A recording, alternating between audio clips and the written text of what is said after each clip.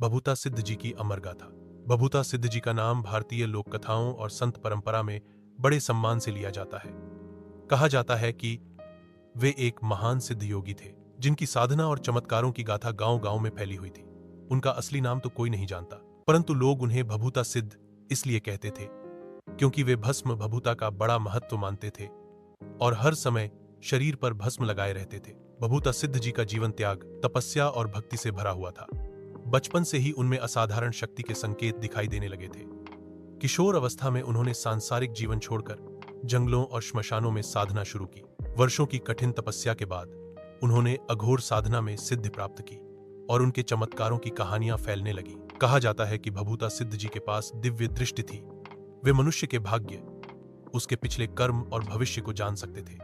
उनके आश्रम में रोग, शोक और दुहक से पीड़ित लोग दूर दूर से आते और सिद्ध जी के आशीर्वाद से उन्हें राहत मिलती। एक प्रसंग में उल्लेख मिलता है कि एक बार गांव में भयंकर महामारी फैल गई थी।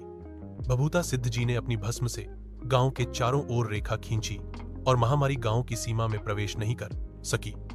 यह चमत्कार देखकर लोग उन्हें भगवान का अवतार मानने लगे। भभूता सिद्ध जी का संदेश स्पष्ट था, भक्ति, साधना और सेवा से जीवन सार्थक बनता है।